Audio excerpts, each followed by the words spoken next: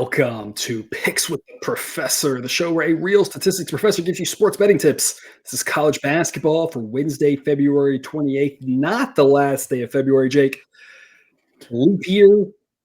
I always thought it was funny because as a kid, I always thought leap year meant you skipped a day, you leapt over a day. Wouldn't it have made sense? Like there's 365.25 days in a year, right? If there were 364.75, that would make sense to have a leap year. We'd skip a day. But the fact that we add a day, we call it a leap year. Like, shouldn't we call it like a bonus year or something like that? Like, couldn't we have done better? I don't know. These are the things that I think about at night when I can't sleep. You know what? It's just one day in the way of one extra day in the way of getting us to March Madness. So that's I won't get on board with the bonus year thing. But I mean, maybe it's like you're jumping and adding distance. You're thinking more leap up, not leap across. Yeah. Okay. Yeah. All right. Anyway, we had a nice little Tuesday. It looks like we're recording a little bit later, so I don't have a slide for it, unfortunately, but we did on all official picks with the show picks. We went 2-1 plays of the day, 2-0 overall total recommended picks 4-2. So a nice little Tuesday for us. Hopefully we can continue that into Wednesday as we finish up the last week of the regular season for your small conferences. One more week to go for your big ones before the conference tournament. So a lot of fun on the way. We're going to start off, of course, there with Missouri and Florida. Jake, I felt like yesterday we had a real quick show. I mean, it was just kind of like, hey, we've talked about a lot of these things. We just don't need to belabor the point. Let's get right to it. Viewer, if you liked it or didn't, drop a comment, let us know, because we always love constructive criticism, good feedback. But Jake, I feel like this one's kind of the same thing. I mean, if you saw Missouri in that Arkansas game, which was our an A+ grade and just a massive over. I mean, you saw that just got reckless. And it's like, I don't know if Missouri's kind of like, hey, the season's over, let's just get reckless. Also, their defense has been terrible all season. Florida flies up and down the court, and their defense isn't terrible, but it's not that good. It's much better than Missouri's, but that's not saying anything. They're good on offense. I mean, this should have a lot of points in it. 154 is way too low. We've seen some of these Florida games have totals that get jumped up into the high numbers like they should, and we've kind of passed, and they've been kind of closer to the number. But if the number is too low, I love jumping on an over in a Florida game. So B+ grade over 154 as the model projects. On average, 160 is the most likely median. You can call it the mean outcome as well, because we have a symmetric distribution, but I won't dive into that rabbit hole. Jake, what are your thoughts on it? Yeah, look, we know what Florida's got with all the pace and their offense and how they hit the glass. They don't shoot particularly well, but they clean them up. Defense has been good, but a little less good here in conference play. And Missouri is just bad, real bad at everything. They make free throws, but and the fact that they're being bad, they still, for the most part, will stay in games long enough for it to matter. Like the Arkansas game, they were there up until the last media timeout, and then I think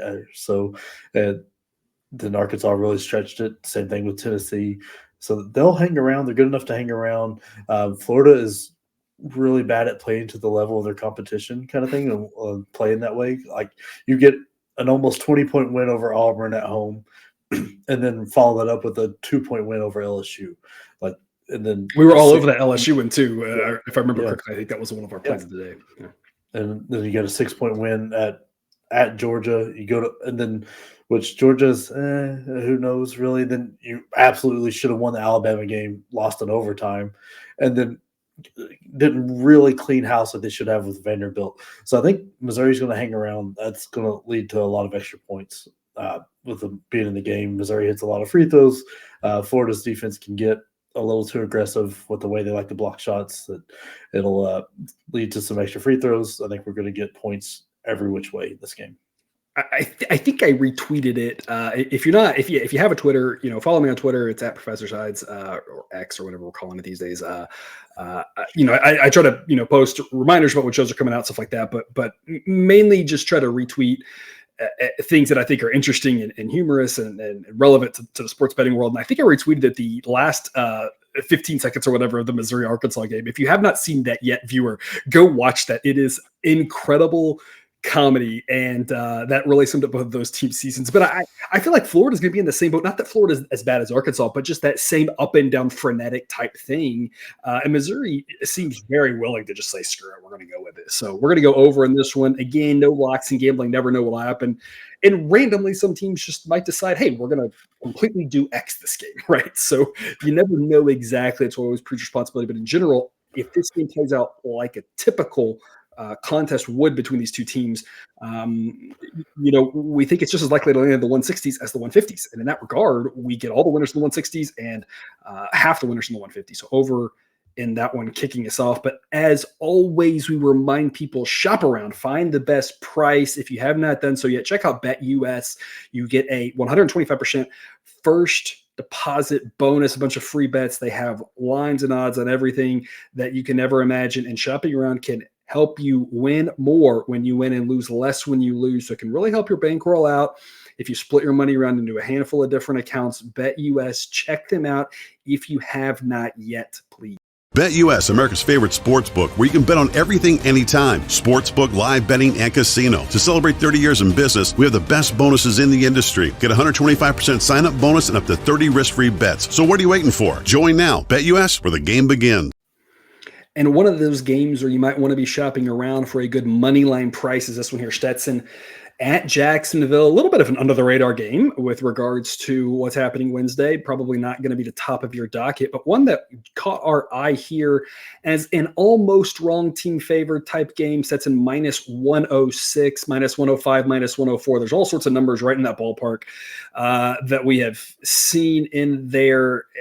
For them, B grade value, something says they win almost 60% of the time. They're the much better team, even though they are on the road. This was going to be an interesting clash of styles if you like to watch smaller school basketball, because Stetson cannot play defense, and Jacksonville seems very disinterested on offense. But then on the flip side of that, Jacksonville does play good defense, will slow the game down, but Stetson is driven by their offense. So a clash of styles, but in general, Stetson, the better team. And this price should be probably more out to like minus 150 or something like that. So we're getting some pretty good value here on the money line with Stetson in what amounts to a pick 'em. Jake, why did this game catch your eye?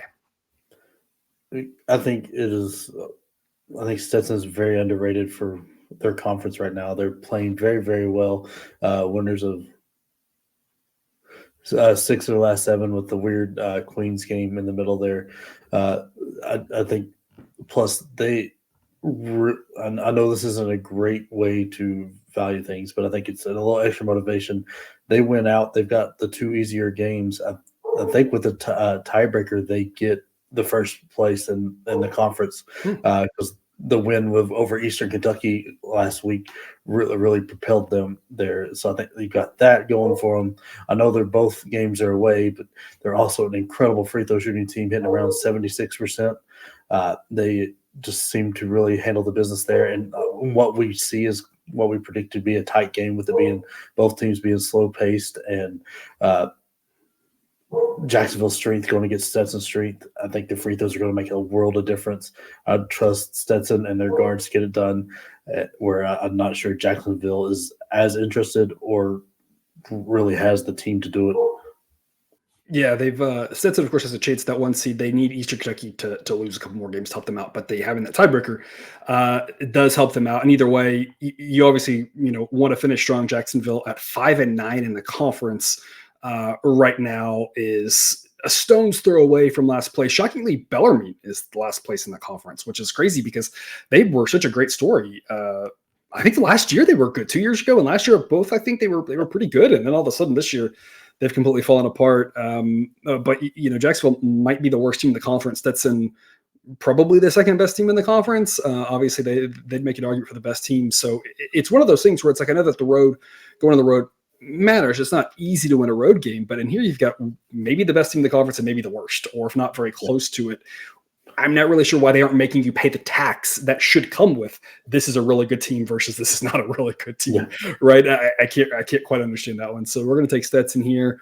And again, what amounts to a pick 'em, but again, always shop around, try to save yourself 5 or 10 cents every which way that you can, which will take us to our last game here, Alabama and Ole Miss.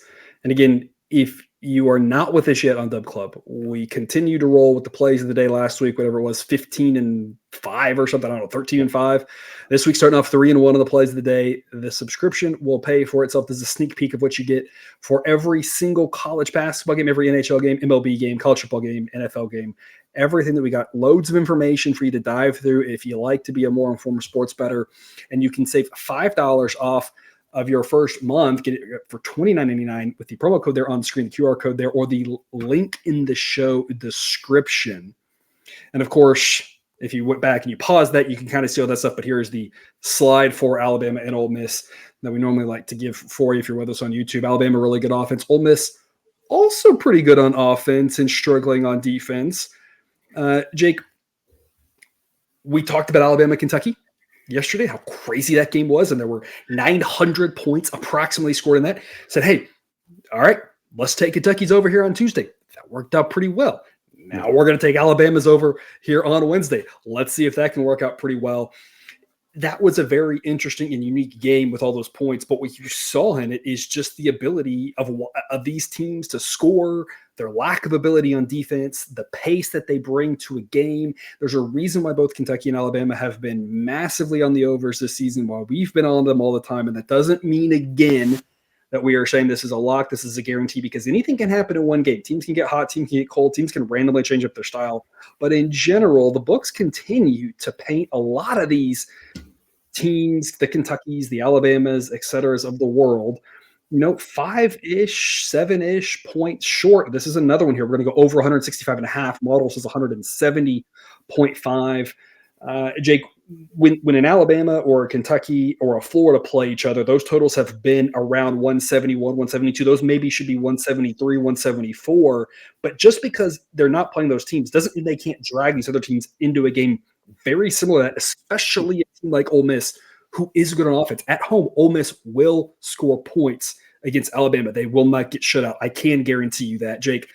Beyond my bold prediction that Ole Miss will score points, Yeah, I believe they'll score points. I believe they'll score a lot of points. The teams that have given Ole Miss trouble have been, or at least offensively, have been the more pressure style defense in your face, real good man-to-man style defense. If you look at Auburn, who beat them 82-59, and then Tennessee worked them pretty good, 90-64.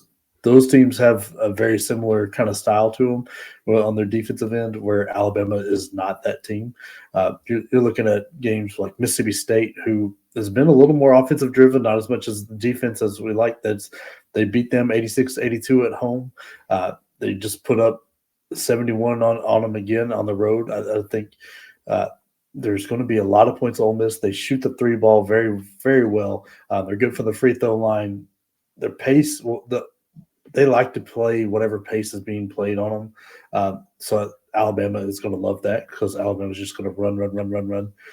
They also shoot the three ball well, shoot everywhere well. Don't particularly guard it very well. And that really came back to bite them in the Kentucky game, giving up 100 points is ridiculous. They've given up 100 points more times this year. That's not really good. I think they get the guy that tried out for the MMA back now this time. They dropped the elbow on the Florida guy's head and got suspended. And so I think they get him back. That's only going to help improve them everywhere. I think this game, with both these teams getting in the 80s, should be a given. I think one team in the 90s to 100 makes a lot of sense as well. That's what I was going to say. It's like, anything can happen. But in general, you kind of think both these teams are going to get to the 80s. This isn't a first to 80 wins. This is 80 is going to be your baseline. And obviously this game could land 83, 81 or something, and we don't get the over. But there's not a lot of ways that happens. Reasonably, the winner of this game probably needs to get to 90, and the loser's probably getting to 80. A 90 to 80 type game seems pretty reasonable. And it could be either way on this. Obviously, Alabama's favored, as they should be. They're a really good team, but in my personal opinion, there's not a lot of value on the side right now, because the price is pretty accurate to where it should be. They should be 6 or 7 point favorites. That doesn't mean Ole Miss can't win, and if they are going to pull off the victory, it's going to be in a game where they get at least close to 90, which is going to help drive this over. So a lot of ways we can get to this over. B grade value over 165.5, as the model thinks more like 170. Jake, that's our recap here. Again, more picks, including, again, the 2 plays of the day over on Dub Club. Do you have any parting words for the people before you get a couple nights off? I mean, this is the time these games really start to matter. These small schools fighting for position, because position can mean everything when the only way you get in is the tournament. So it'll be fun, and that means I get to start digging in to see if we can find some more value like we did last year on some conference tournament winners. You did, and you gave those out to the people over on our paid service, and those were fantastic here last year, and we'll have to see if we can do that again. Yeah, next week with the conference tournaments, it'll be a lot of fun with all the do-or-die games and all those small schools. They're so much fun to watch if you want to be invested in them and know what a model thinks. Again, I always tell people we can use my model as if you want to use it as the main thing you're using or just a tool with other things. I think that makes a lot of sense. However you want to use the information I can provide to help you do better is literally all I'm looking for. My goal here is to help everyone become a little bit better at sports betting, make a little bit more money, lose a little bit less money. So any way we can help you do that, we'd love to do so. That's all we've got then for today. We'll be back again tomorrow. As always, thanks for watching.